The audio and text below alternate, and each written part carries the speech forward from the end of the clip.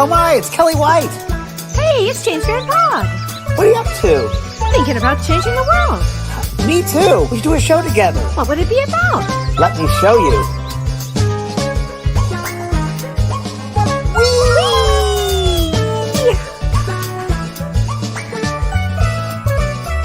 The James and Kellee Show.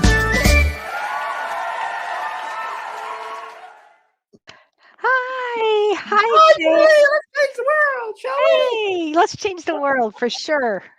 I'm working on a new copy, a new opening for us. So I can't wait. I'm writing it. I know it's gonna be fun. It's going to be so fun. Oh my It's gosh. based on our experience together. Oh, you mean driving? Maybe. Or any of them? Well, driving is pretty good. I think it'll be driving, but We have yeah, had some good yeah, ones. we got it. Oh my gosh. We have How's to your say Thanksgiving? my Thanksgiving was peaceful. Good. How was yours?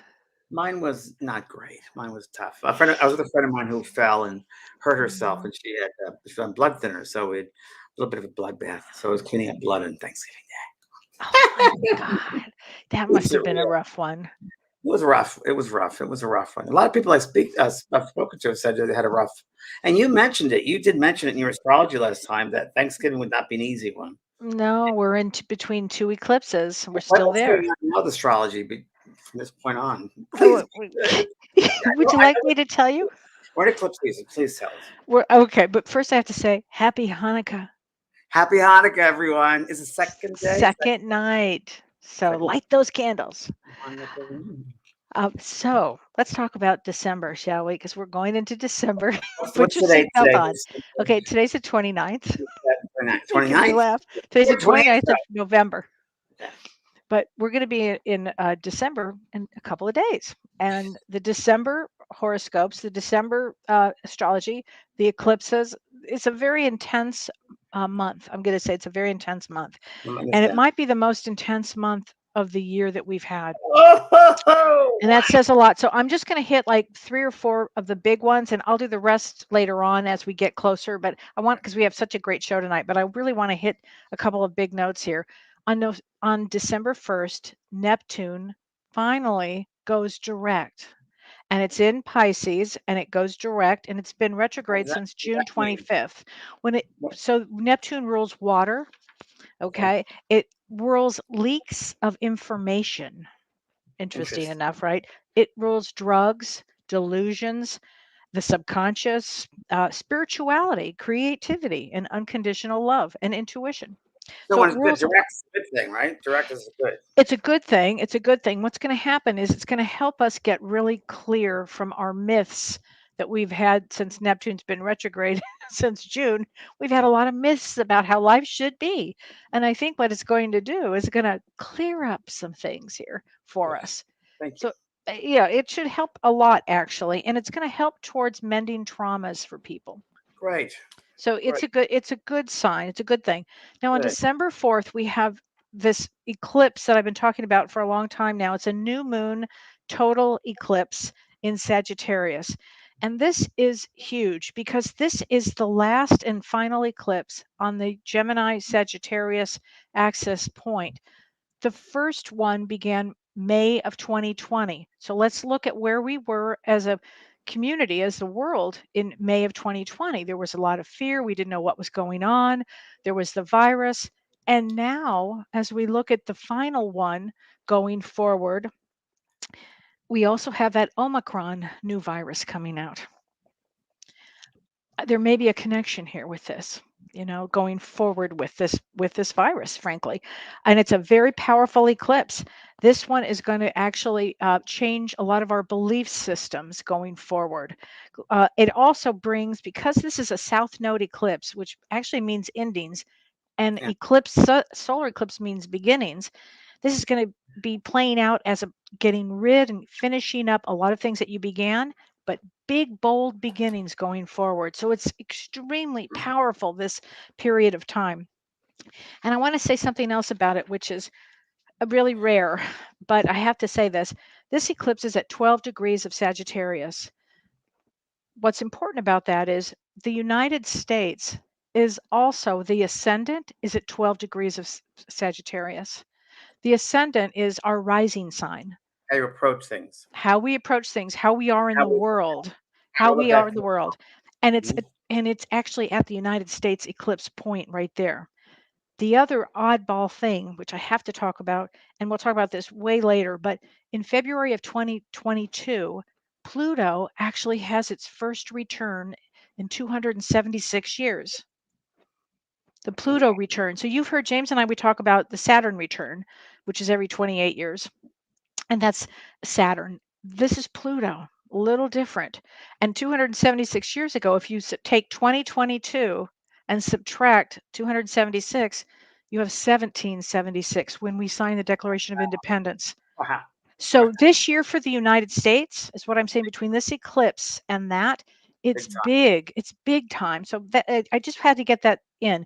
And I mean, things you to, said something about something new. Maybe there'll be a new way of looking at the United States. absolutely, it Maybe will a new be way a of change governing. of belief system. Yeah, maybe a new way of governing. And It's that 12 a third degree, party. and actually, James, that 12 degree of Sagittarius means um, spirituality. So I'm having to believe that it's going to change the way we think in Hopefully, all areas. hopefully evolve the consciousness. Yeah. I really believe that is what's going to happen. And things to do during this eclipse that comes up on December 4th, digestive powers actually are lessened during an eclipse. So eat lightly. Isn't that an interesting I one? was gonna go. I was gonna go on a cleanse during that Oh, it's time. perfect time for a cleanse. Perfect time for a cleanse. Okay. Be mindful of your words, be mindful of your actions. Okay. Set your intentions. This is a big total eclipse, solar eclipse set on this new moon. Set your intentions of what do you want to let go of? What do you want to bring in? Kelly, let me just interrupt. But the new moon moon in Sagittarius, is it? So Yeah. it'll be Sag. Is that right? So it'll be Yes, that's correct. Sag Sun, Sag Moon. Yeah.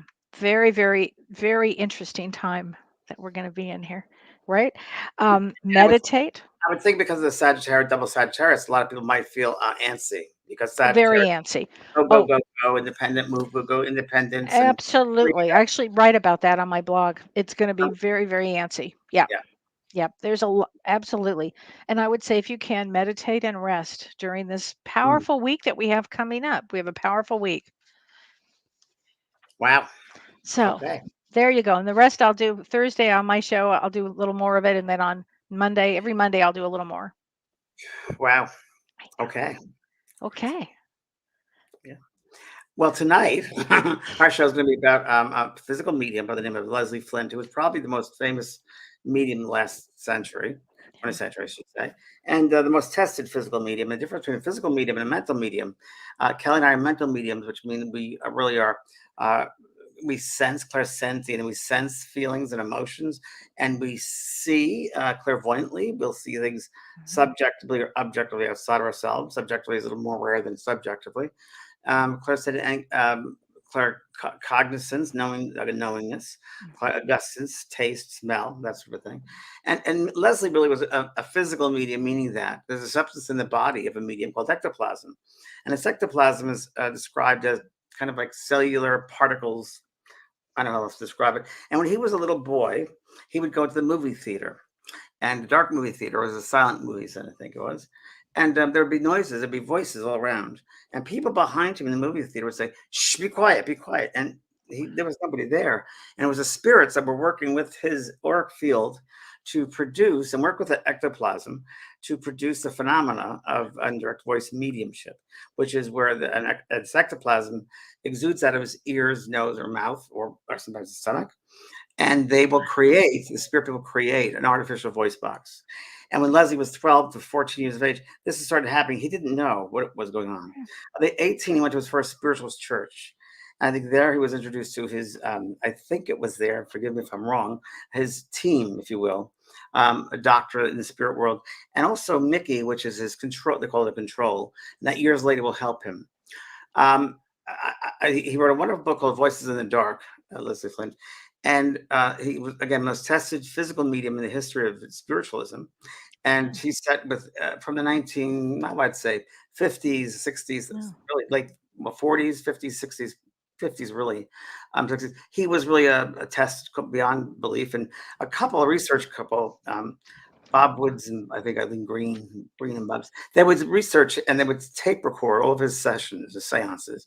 And a seance would be where you would sit in the dark with could be red light, and the ectoplasm would be built up from all the participants. By the way, he was the one that had the most of it, but everybody has a certain amount of ectoplasm, and they would create these, if you will, if the right conditions are present, then you will just build this up. They will work with the conditions and build up this voice box, and the spirit people are guided on the other side to use this apparatus, this voice box, and they've described it like a catcher's mitt where you put this around you and you have to send your thoughts to this artificial larynx, and the voice will come out vibrating the one in the physical world as it did when you were alive in the physical world. So you'll hear the actual voice of what the person sounds like.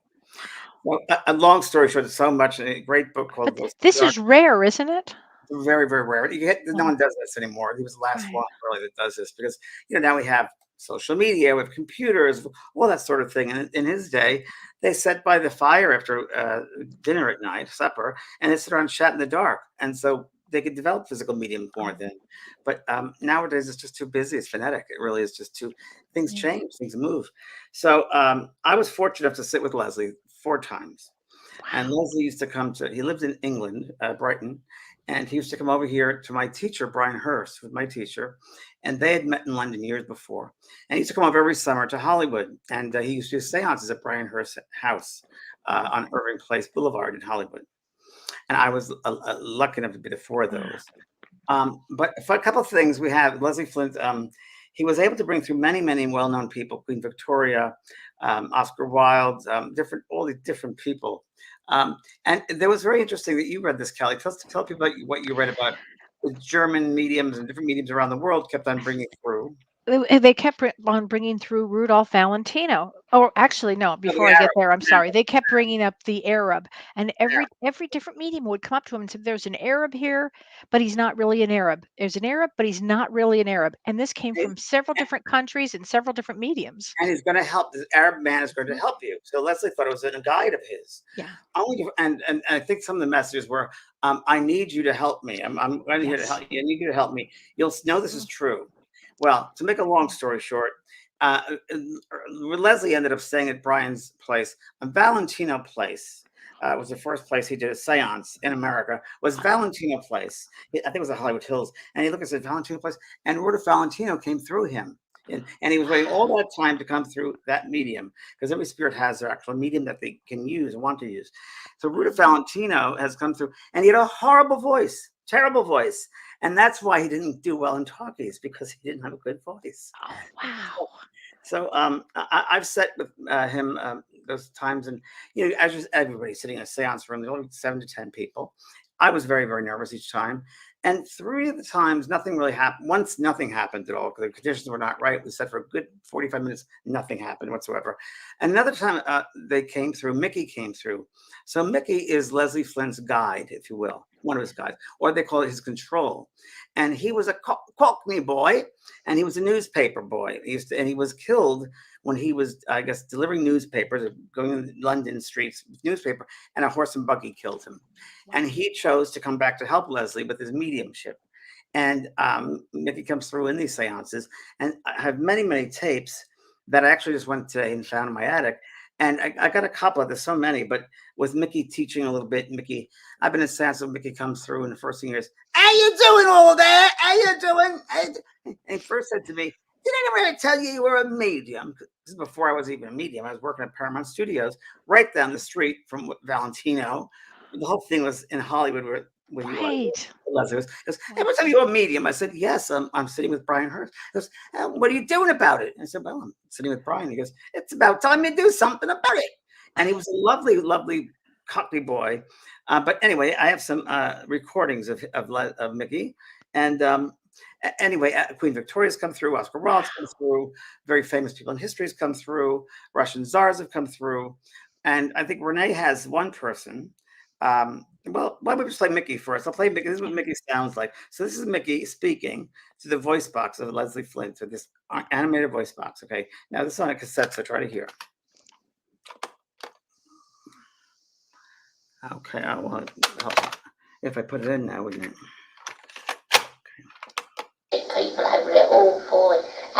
the light from them is absolutely crazy. I mean, how do I put it? You see, the point is that no one on this side, or for that matter, your side, can enter into a state of being until they have earned it or made it possible by their thoughts and their actions. And then when you get to a certain pitch or a certain point, then you'll begin to register on that level of consciousness, and then you become aware, you see. And this is things that some people don't understand. You get some people, particularly some mediums, I won't mention them, and the point is, yes, some of them talk. You think that they were on a very high level, and all the rest of it. Well, I'm not saying, perhaps I shouldn't say, but I don't altogether agree. But you see, you cannot enter into a state of being until you have helped in some shape or form, often with the help of others on a high level, to enter into that state of being. You've got to work at it. You don't suddenly become an angel Right. just because you want to We become know one. that. You have got to make the path, and you've got to tread the path.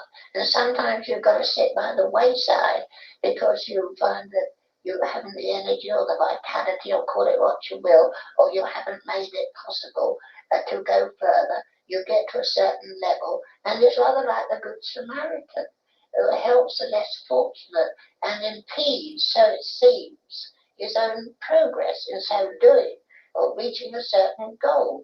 If you have a goal, which everyone should have, and it should be a high spiritual one, then you must be prepared sometimes to be sidetracked, because sometimes things have to happen. You have to learn certain lessons. You have to make certain sacrifices.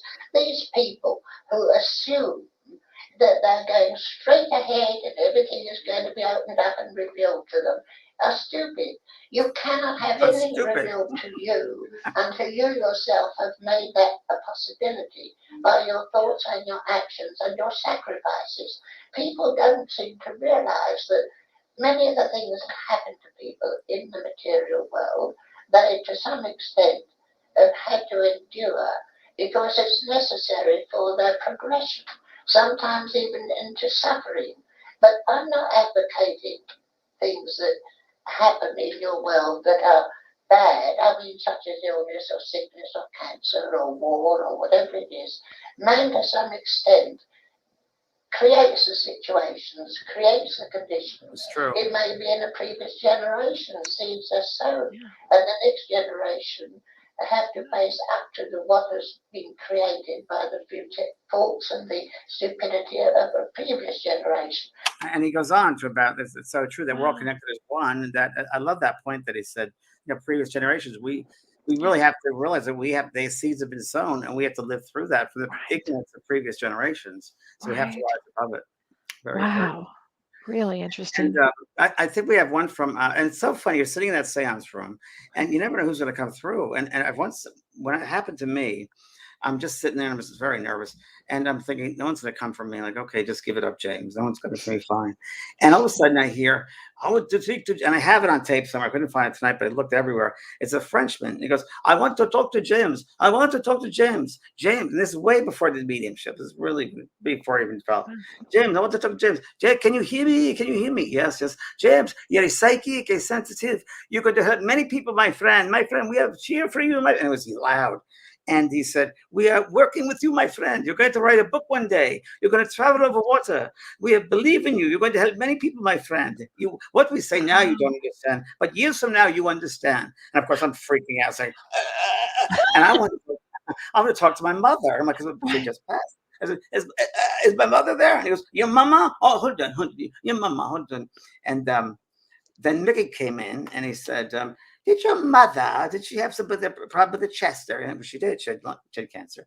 And then she came through, but she came through faintly. I have some cassette. And she said, Jamie, my nickname. And she said, and very much the way her voice was, the way she would speak, her diction. And it was definitely her. And I played with my siblings. They all freaked out. So that's mom. I bet. Yeah. So it was pretty good. Wow. So Renee has there's a Leslie Flynt Trust. It's on the internet, and you can hear voices. And this is Oscar Wilde, who's come through one of the seances. So Renee's going to play Oscar Wilde for everybody. He was a real card. You have to listen. Still there. I'm not quite sure if you can hear me. Hear you quite well.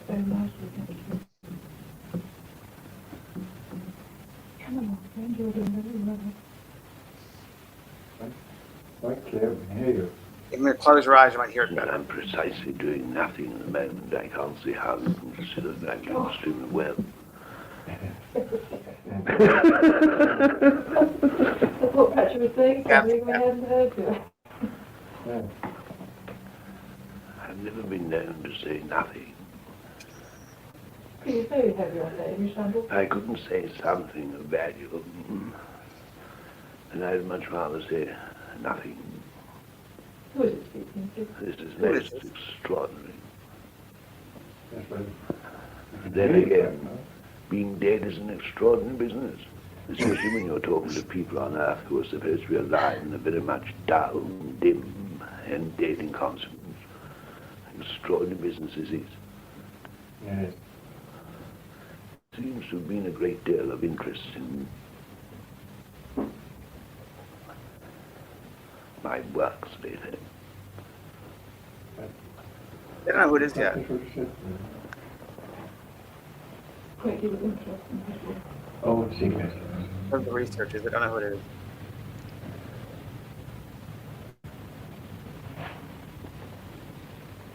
Quite clear. Come on, friend.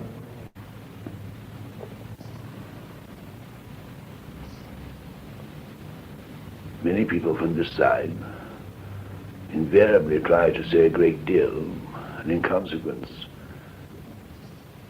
say very little. The simple reason that we're having to utilize this extraordinary method of communication. Why they cannot invent something more congenial, more suitable, more successful, this I can't imagine. I suppose one must be grateful for mediums. It's a pity that mediums have to be human beings, because they're so difficult, so complex. Take this medium, for instance. If you would see this medium as I do from this side of life, you'd realize what we have to contend with.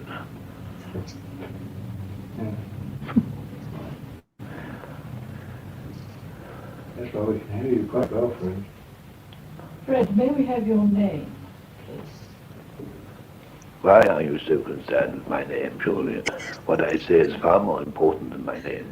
Yes, you were surprised? My name got me into a great deal of trouble when I was on your side. Oh, never mind. Yes, when we play this tape to other people, you see, they ask who it is, and we sometimes we can't tell, you You see. can tell them it's Colonel Boget. Oh. Medium laughing. That's Leslie. I don't Why is think it so loud? I can relish that, I don't know. But, anyway, friend, we're very pleased to have you through anyway. And I'm sure you're much more pleased to have me through than I am to come. Oh, At least, perhaps it'd be more correct to say that I'm quite happy to come, but I certainly wish that you were much more congenial in trying to converse, to pass through to you my thoughts through this particular method of communication, which may or may not be successful according to whatever way you happen to view it. But from my point of view, it's the most irritating business. Here am I trying to talk intelligently to you, and I find this fluctuating thing that I have to use makes it practically an impossibility. Interesting, isn't it? When one writes, though one has the medium of the pen, Anyway, that's us there's for a nothing while. to bar you Thank you, Renee.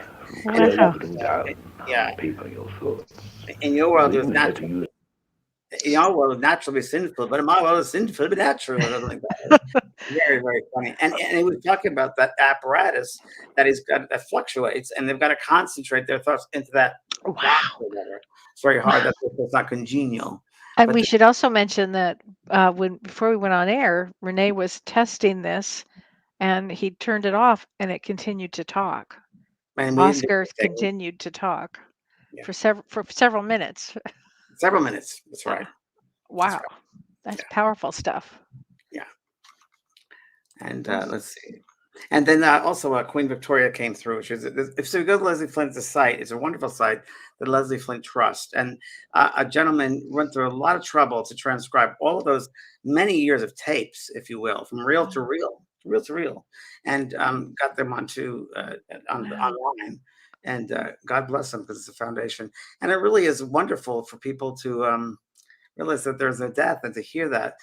Um, yeah, I mean, I can't tell you how exciting it was to be a part of that, and to feel them around, and to hear them speak, and it was just amazing. Well, I went to his site and I was so fascinated by all of it, by the stories that he told. And one of the stories that he told, which I thought was so interesting, there's so many, but one of them was about World War II, right when World War II was beginning, and mediumship was at a very big high, actually. But what happened is apparently the atmosphere was so filled with fear that Yes, even mediums were having trouble doing their work. I correct. thought that was so interesting because Because they refer to it as the conditions, or the atmosphere, the conditions, right, in that field, which is all around us. And people right, don't realize that all around us there are things. It's energy all around us, and at that right, level they see that energy. And just like when they come to us, Kelly, for a reading, and they'd say, you're overthinking it, or you're worried, or you got to lighten up, or it's hard for us to right, trust it if you're just thinking too much. It's an atmosphere, and it's how you create the conditions right, for good communication. And fear pushes things away. Fear really right. is the hardest thing to deal with. So love and fear, it's all there is. Love is our natural vibration, fear is not. So yeah, you can Hmm. imagine. Mm, Right. wow. That's so interesting. He also said about that time that was really caught my attention is that he became a conscientious objector. Did you know that during Yeah, the I saw war? that. Did not know that. He Wow. did because what happened is all of these souls that had passed over from during the war, they were taken surprise. They were surprised to find themselves there, and it was really difficult for Leslie to do the readings with them. And he said, "You know what? I'm not gonna do that." And he became a conscientious I see objector. there's a Karen Gorman which says, follow Stephen the medium. You can delete that, Renee. We don't support people that put people's names up there we don't know. So I recognize that we need mediums, but I think that's like free advertising for people to do that, and that's not right. I don't agree with Yeah, that. So we can delete Karen. Sorry, Karen, it's not good to do that. Thank you. Sorry, but that's not fair to everybody. yeah. And what did you read about him, Kelly? Um, well, also that, oh, he used the term which you've used many times, body snatchers. So let's explain what a body snatcher is when you're doing a reading for somebody, and especially when you're doing a big live reading with a lot of people. So Yeah. a medium you'll get some answer, you'll get something, you'll be talking about Yeah. somebody, and then all of a sudden somebody says, "Oh, that's my father," and it actually isn't. Yes. So it's such a desire for many in the audience to Yeah. be the recipient, the correct recipient. And it's very difficult for the medium to know, because it would be much easier if the spirit comes and say, I'm going to go to my mother in the second row, third seat to the left. It doesn't work like that, because we're talking again about conditions, about different dimensions, about thoughts, and about energy, the vital force, and the conditions of the audience members. And there's such a desire for so many people to hear from them that they just jump on anything. And the Mm, medium has to really feel what resonates with them and the correct recipient. right. Now, I take quite a while, right? But like I did 2 weeks ago with a man with a trumpet in the Right. baseball. It You was were very amazing, clear. It got closer to somebody, closer to me, and you were like, "No, no, no," and then you had to whittle that down, and then you got because the exact person. the spirit people don't Mhm. know how to communicate correctly with, just Right. they just don't know how to, just a new thing for them as well sometimes. But it was really interesting, because a good developed medium will know and feel when it is right, where it belongs. Right. And love working with Janet Havoc from when we do Yeah. demonstrations together from Journey Within in New Jersey. And she's the same way. She'll know who a recipient, if it feels right. And that's very important. So a body Yeah. snatcher are those people that just grab onto anything, and it doesn't belong to them. So that's Right, right. called a Also, body snatchers. And I guess Leslie coined that term. he turned, yeah, in like 1950 or something. Also, I thought this was interesting. You had talked about how he had been tested. He was the most tested medium of Yes, all time. all time. They And put paper around his mouth and around his legs, and around his arms, and there are pictures of him in right. his book. And yep, and I've had personal conversations with Leslie, And he would tell me all these lovely things. The Capricorn man. I'll never forget. Before one of the seances, I went early to this to the house. There was going to do the seance, and it was just Leslie and myself sitting before everyone got there. Wow. And I remember this back when I was working at Paramount Studios, really. And he looked at me, and behind me, I guess, is a television set. And Leslie said, "James, I want you to know that one day that box over there, that's going to be important for you. So I tell you that." He goes, "Use it in the best way you can." And that was before you Before the had written seance. the book, before anything. Before I was anything, before it was even developing. Oh, So, wow. and I went to be a sitcom writer. That's why I moved out to California. Right. So I thought, oh, it'll be a sitcom. So little did I That's, know. well, But one of the men that tested him, which was really kind of fascinating, Dr. Lewis Young tested him. And how he tested him is he filled his mouth what? literally with colored water. I mean, Sure, can you imagine that? And for the whole duration of the sure. doing a seance during this period with your mouth covered and taped, you can't do anything, and Imagine yet it still was happening, you know? this is happening. It's outside. Yeah, it was the most tested medium. Incredible. And yeah, pretty incredible. Mm, And described has come back through several other mediums. Has come back with messages, Leslie, and he said, "Oh, I've had a nice house over here." And that's because he goes, "It's important that you all remember that we create the world over here by the conditions we create in the physical world. So live the best life you can, and don't waste your time. Live the and best. don't waste your time. Don't waste your time." Yeah. Very down to earth Capricorn man. Yeah. Wow. January 7th or 6th, I think it was. Mm, Yeah, and he used to see the royal family, by the way. He was their medium during World War II, end of World War II, and the 50s, and that's where Queen Victoria came through him. But the royal family very much into spiritualism, always have been, and healing. Really, Charles is very much a healer, and they talked about it. They have mediums there a lot. I was supposed to do a reading for Diana before she went to Paris, didn't do it. Something happened. I was also going to read Sarah. And the day I was going to read her, she was called back to England because that tabloid thing happened with her and her yeah. husband, and it was ended. Probably for the better that you didn't. For the better. For the better. Just I saying. turned down a lot of. Listen, I turned down some incredible Oh, readings. People think I turned down Barbara Streisand. I've turned down a lot of big time people, yeah. politics, and yeah, because it just doesn't work for me. This, Yeah. that was Oh, about it. I agree. And don't we have, Steve Kanicki says, can ectoplasm be collected and tested under a microscope? Good question.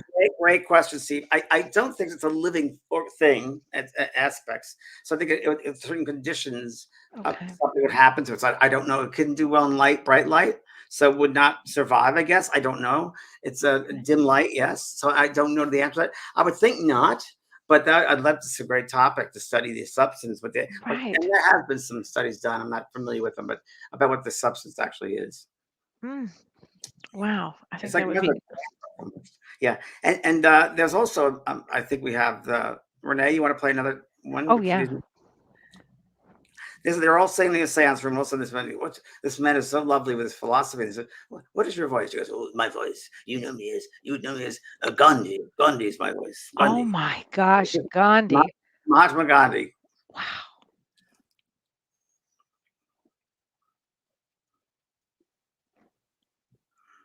You have to really listen hard, intently here, because some of these recordings are not the greatest. Remember, they're from reel to reel. So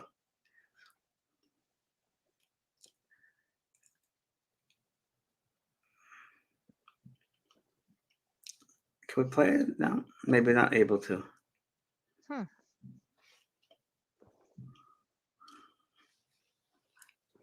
If we can't, Renee, that's fine. I'll just place up with one Mickey on. Huh. Sounds like Gandhi's trying to speak. Well, I remember when yeah, maybe another one. Huh. Is it Queen Victoria one? Oh, here it is. I think. Well, it took a while for it to come. You have to remember, it was very quiet. It is in London. It was very. Let's see. Queen Victoria comes through. I have some more here. Let's see. So fascinating. It's fascinating. And then Mickey could be a philosopher as well. But they talk about another guy comes in. You have to understand, he speaks to you from the sphere he is from. He does not know what those above. So there's many above him. He speaks to the sphere of his understanding. Ah, okay. Your mind. You can open up your vision. You can open up your heart. You can open up your soul to the reality which is all around and about you. There are great souls on this side waiting to pierce the darkness of your world. But I mean, all right, I do my job as best I can, and my job is obviously to prove the reality of life after death. For some people, that's necessary and essential, and I think it's a very important job. But it's only the key that opens the door, and very few people, well, the spiritists in particular, ever unlock the door and go in. They'll peer through the bleeding keyhole, but they won't unlock the door. As long as they can get what they think they need, and I'm not condemning this because it's vital and important, but they seem to stop on the threshold. And this is what worries me. It worries a lot of people on this side. That until you open up yourselves to the reality of what lies behind all that effort and all that work, there will be no real progress, no harmony, no understanding, no true realization of what we are endeavoring to do. We are held back by people on your side. This is the truth. Until you step out, as it were, of the body temporarily into the realm of the spirit mentally, I don't mean through death, but while yet in the flesh, you open up your heart and your consciousness to what we are trying to do, what we're trying to achieve. We lead you gradually on the path, but we cannot make you take a step further until you yourself make the effort. You know, there's so much that we want you to know. We want you to realize the potential that you have, what you can do and what you can achieve on your own. Of course, we are behind you, but you have the power within. All the great prophets, all the great teachers talked about the power within. Jesus understood it. Jesus knew of these things. Jesus accomplished and did remarkable things because he knew the possibility that lay within himself. True. He knew that Force. he could do all the many things that he did do, and he achieved. And he said others could do likewise. Greater things than these shall you do, for I go to my Father. Yet nobody has achieved anything comparable to what Jesus did, because they hadn't the realization of the potential within themselves, of the power of the Spirit. Interesting. Wow. I love the philosophy. Somebody said she sounds like Mavis. And it's a boy, actually. It's a Cockney. It's a boy? Oh. He was probably around 12 years of age, 11 years of age. He's a Cockney boy, and he sounds different. Machine learning, it's still there, but sometimes he's very high pitched, sometimes he's low pitched. But and sometimes he has no philosophy; he just cuts through. But it's interesting when he cuts through, and you can tell he's frustrated a little bit by doing the work that people don't get it. You know, they work so hard on the side, as you know, Kellee. They work so hard creating things happen to make things happen, and that we humans just don't go deeper. We're just like, okay. You know, it's just terrible. It's the same thing as when somebody passes away, and you'll see, all of a sudden the light will go off, or a feather will fall right in front of you, or a butterfly will just, right. And people will say, "I have had no signs." And I'm like, "I'm sure you've had signs here. I'm sure of it." Again, I think it comes into that whole thing about control, and they have to control, and there is no control. And they just realize that there is no such thing as death, that death is part of life. And then we go to sleep every night. We die every night, we go to sleep. Right. And there's no pain in death whatsoever. It's really going home. I told this story the other day, maybe today did I tell it? I wasn't sure. Of Mary, the lady of Scots, the Scottish lady. Did I tell you that one? I don't think so. So they had these two doctors and researchers were doing this Leslie Flynt seance, and a lady comes through and she goes, "Hello, I'm trying to get this right. This is Scottish. My name is Mary. Mary, very simple lady, Mary." And well, how'd you find yourself, Mary? "Oh, I didn't know." She goes, "I didn't know. I didn't have a phone myself. What did you?" I'm trying to my Scottish accent. Some people are, just see, I just think, how do you just see? Yeah, next thing I know, I'm out of my body. Look at that. I just don't understand it. She said, "It's just so strange. And I was feeling this fine. But then I look over and I'm in a bed of some kind. And I look over, there's a wee tart in the next bed next to me. And the little girl, I said, "What are you doing here?" And she goes, "Well, you're dead." I go, "I can't be dead. I feel fine." And she goes, "No, you're dead." I just, what'd you die of?" Mary asked her. And the little girl goes, "I died of diphtheria." She goes, "Diphtheria? You look just fine." "Well, I died of diphtheria." And she goes, "I don't understand." And she goes, "It's all so confusing." And then she goes, "I saw my sister Kate come into the room." She goes, "It was like a hospital day," because they asked her what the hospital was. And she goes, "It was like yours, but it wasn't. It was open ceiling. It's just a very open place. Light coming in, not the sunlight." She said it was streaming of this beautiful colored light. And she said, "I had my sister Kate come to me. was so strange. She goes, because Kate died many years ago. Maybe Kate's dead. And I said, oh, is it you? She goes, yes, it's me, Mary. I said, "Oh, you're dead. You are too, Mary. What if you just you dead? Why am I wearing my favorite dress? I don't understand. And well, because I dressed you with my thoughts, I knew you'd find that comfortable.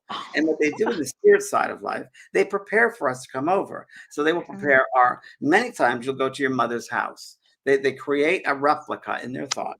Materialize the mother's house because most people feel comfortable when they pass over to be in their mother's house and look exactly as it did as you were a kid. And that helps with the acclimating yourself to that new vibration, that new world, to new space, if you will. And What a comforting thought to know that. yet most people will do that if they need it, you see. But the Mhm. spirit people, your loved ones, work at creating that environment for you, basically. And there's another lovely story with this. Well, let me finish that one with Mary. So Kate said to her, say, "Don't worry, you just rest. You just rest. And in time you'll understand. But rest for now." Another word, resting means get back the prana, get back your force. Yes. Yes, and sometimes those who pass over, mostly everybody really, has to go for a little brief resting period where you get back that vital force. Because there's a little bit escaping when you leave that physical body and you're going through those different dimensions. Right. To rest and build up the force. And there was such a beautiful story in one of the Leslie Flynt readings. It was just so I cried my eyes out. It was a man who described, the woman described was like when she passed over, and she was, I think it was her husband, and she died very early in the relationship. They'd been separated about 35 years, but they loved each other so much. And so she was alive, she was on the earth, and he'd passed over, and she thought about every day and so forth. She described that when she went over there and she met him, she said the most beautiful thing, he brought her to a house that he created for her that she loved because he knew she would love that house because it matches who she is. And he said, and I created a garden for you. They go to the back of this place, this dwelling, and there is this beautiful flower, if you will. He says, I created that for you. And as she's looking at it, it begins to grow larger and larger, like Jack and Beanstalk, larger and more colorful and larger and big, 8 feet, and they goes higher and higher. And he goes, the reason it's getting larger like this represents my love for you every day we've been. Oh my gosh. Wow. And they create things like that over there. They've been talked where they've been walking down a street, if you will, if we understand as a street, and they visit someone's house. And the houses over there are perfectly, if you will, aesthetically placed so that the land is equal to the house, if you will. And they've described where someone is sitting like on a porch and a friend goes by and they say, hello, how are you today? I'm just great. Oh, I send you my love. And they pick up some flowers and send them to the person on the porch. And the flowers go down and become part of the floor on the porch. Wow. Embedded in the floor. So many wonderful things. So, yeah. So some wonderful information came through Leslie Flynt seances. Wow. Gosh. Do you have any more, Renee? Is there anyone else that you have? I don't know. Sure. Renee was going to try to get some people from the website if you could hear it. One of the things that he also talked about was, again, during World War II or during different crises, that there were souls on the other side that were sent to help, and they were spirit people helping with whatever disaster was going on. Oh, now who is this? There's a Chinese philosopher that's come through, and it was recorded in 1959. I lived on Earth centuries ago in China. I'm going with several. It's interesting. Oh, Confucius. Was it Confucius? Could be. Was it? I'm not sure. Wow. I'm going to try to play it. It might be hard to play it. Wow. They also talk about a lot about religions over there, and they talk about, the couple, the researchers have asked about religion, people's belief systems, and they do describe there are various realms and vistas over there, as we often said, space and places, and you go to that realm which you created, your belief system is. So if you were a Taoist, you go there, or a Buddhist, you go where Buddhist, Right. where you feel the connection. When my mother passed over, she came through, and she said a priest met her. She was very Catholic, and she went to a Catholic environment, and she felt comfortable there. So you tend to have, Interesting. yeah. Wow.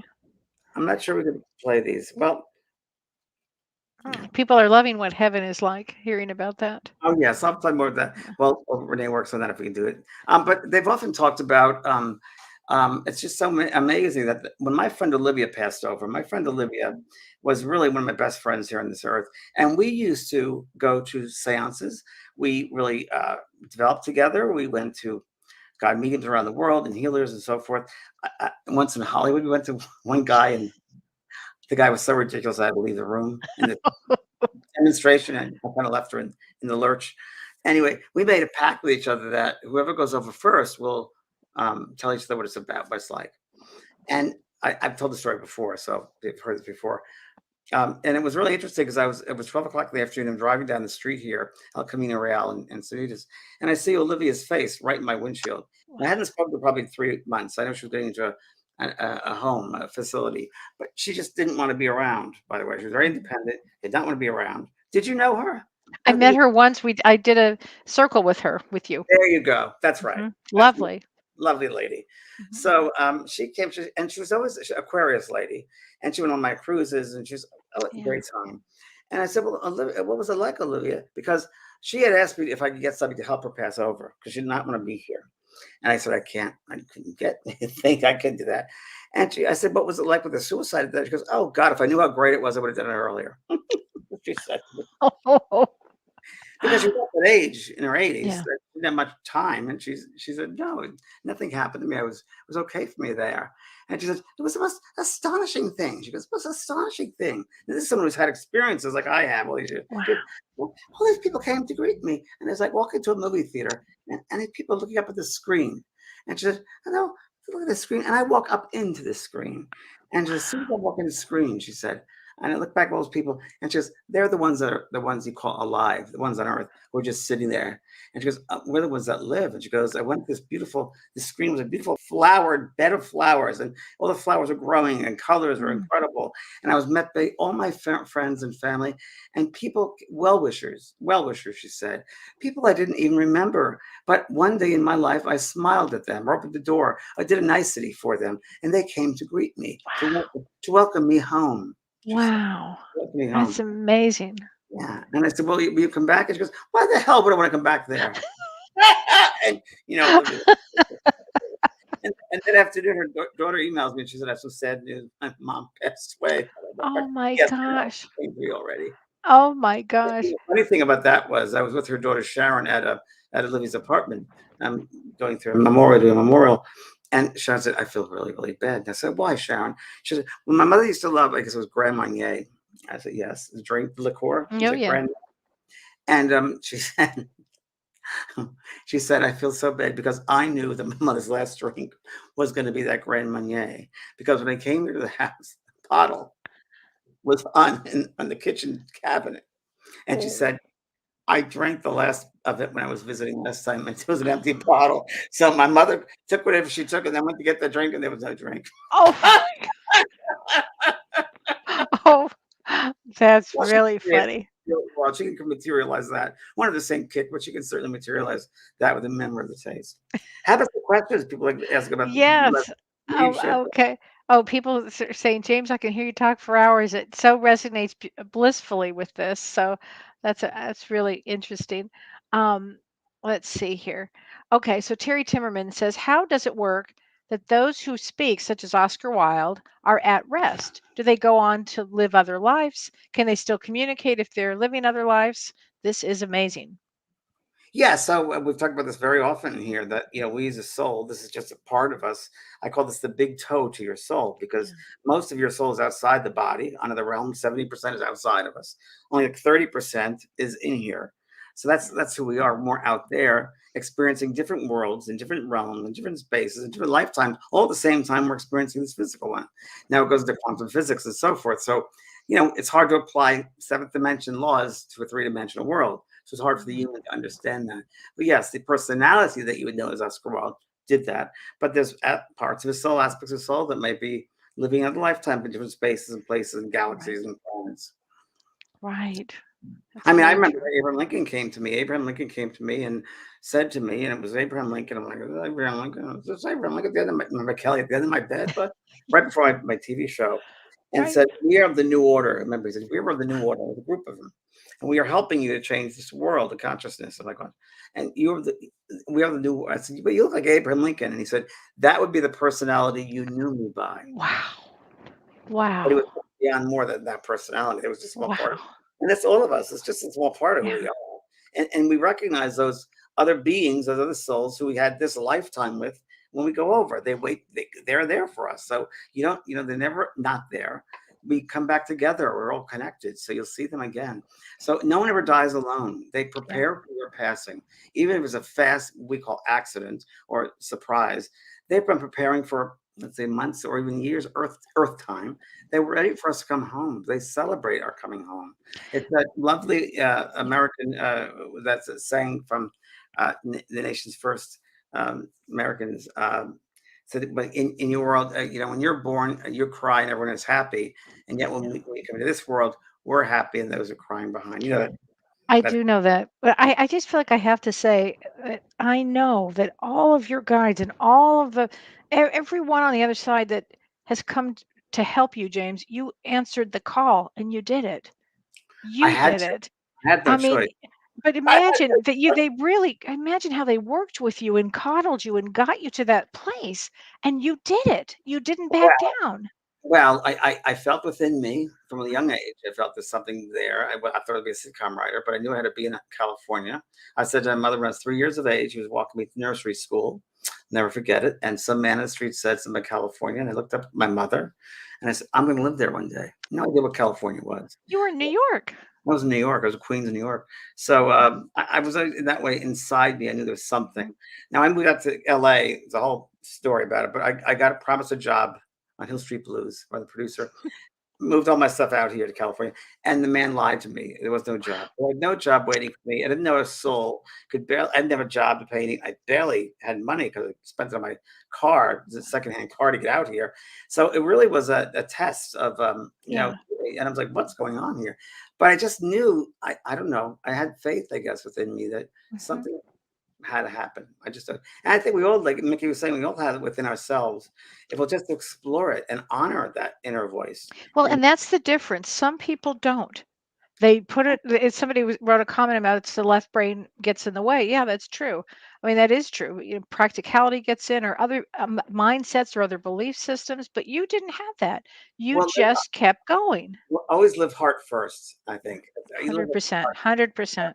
I find it hard to understand people that don't do that. Oh, me It's too. funny. Yeah. I don't understand that mindset because I always feel sorry for them. I feel sorry for them. I feel people Mhm. that are lost in a certain mindset or a Yeah. limitation or a belief system, Yeah. and they think that's it. And a belief Right. system that hurts other people is really bad, Oh. bad, because they don't realize that they're hurting themselves by doing that. They're gonna Mhm. have to serve that. Right. They're Oh, gonna have to so receive what so they give true. out. They're gonna have to receive what they give out. Really abusers and all those Mhm. criminals. And I mean, I think it's horrible in the United States right now. They have the smash and grab. I saw the other Oh. these criminals, gangs of Mhm. kids, go and smash retail stores, take things. It's just that's not right. It's awful.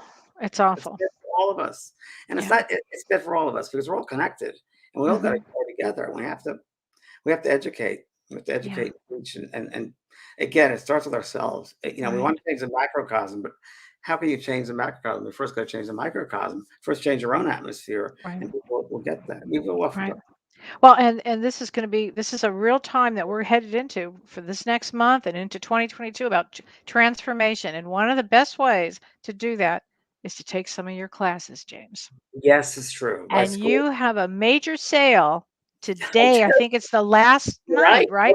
40% off. Yeah, 40% off, you guys. 40% off. it's true. And there are And so many great classes here. yeah, it's really, really true. I mean, I said today in my soul care that it's a great way to bring enlightenment to someone in your life. Whether Truly. it's a family member, Mhm. bringing heaven home is a great one for people that have lost somebody. Oh, yeah. And I said, go on there and see what resonates with you. Think of a person and what would they be benefit for those people. And there's Right. so many different courses. Yeah, thanks. Yeah, there it is right there. And Right. yeah, yeah. It's such a great deal right now, you guys. Really, this is the time to sign up. I'll wait to the end of the year to do everything. Just Right. But it's, that 28-day transformation course, which I think I always recommend that to people. It's it's such a great place to start. It changes lives. It really Yes. changes people's lives. Yeah. People come up to me, when I used to be able out there in the world with people. They used to come to me at book signings afterwards and say, "I took a 28-day transformation course. It changed my life. I want to thank you. I want to thank you." And I said, "Yes. Well, good for you that you did it. Good on you. Right. Good on you. You never know how these things are going to work out. You take a course now, it can change your life later on. It can change. Right. It changes the atmosphere around you, which brings other people into you, and it just serves as well." Absolutely. And we're in this time period of letting go of the old belief system and going into this new belief system. So It should be exciting to people. They should be excited about so it. exciting, such an exciting time to be alive. And remember, we all wanted to be here. We all signed up for this. We wanted to be here. It's only temporary, really. It's only temporary. Absolutely. Absolutely. But there's some great school classes on psychic ability. There's a great one on astrology. Yeah, astrology made easy, Kelly, because I don't know astrology like you do, but I just know the characteristics of things. I talk about That's the moon perfect. and the sign, the basic stuff for people that want to know astrology. Basic stuff. But what's important about that is it's all about know thyself. Yes. And know your partner, know your friends. It's fascinating. I always ask, but what's your birth sign? I know you do, but it's like so back in the 60s, but you live mostly California. It's true. I mean, if you know someone's sun sign, that means how they act. The rising, how they approach things, right? Your moon's your emotions. What's emotions, right? You and I talk about it all the time. Oh yeah, I've got to know. And isn't it funny? And I've sometimes picked out people's signs right away, and you have. So, that's got to be a Pisces. Yeah. Got to be a Cancer. I've seen you get the correct date. I got even. the correct date of the birth. Yeah. Yeah. It's true. It's like Virgo. The Virgos tend to have long faces, and I can always tell a Virgo. And Virgos, I can read for some Virgo. I can see it. I can just feel it, sense it. Yeah. Yeah. I kid too. Yeah. I think, in this world, I think it's important, not only astrology, but just generally speaking about studying and intellect. And we really want to learn as much as we possibly can while we're down here, because that helps our soul personality to expand our soul personality. And we need to learn it. This is a place down here in this world, the building blocks, the physical dimension is where you put the matter together. You can't do that in the spirit because it's a mental world. Here's a physical world. So putting the building blocks, this is where you learn how to put the building blocks together. Right. Yeah. So everybody check this out. And then next week, James, we're going to be talking about mantras. Yes, mantras. And Renee is going to help us out with that. Renee is an expert with that field and mantras. And we'll do something special for them for mantras. Yeah, that'll be fun.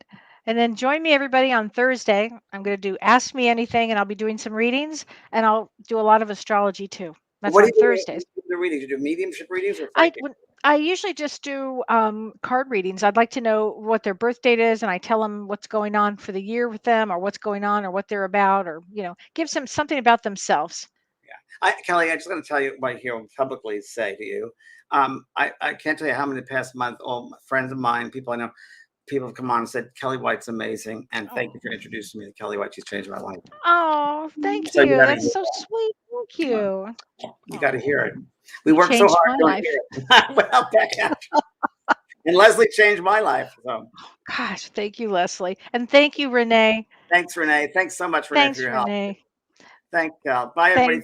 Bye, everybody. Bye now. You've been listening to Both Sides Now and Beyond, featuring spiritual medium and master teacher James Van Praagh and spiritual medium and psychotherapist Kellee White. The James and Kellee Show.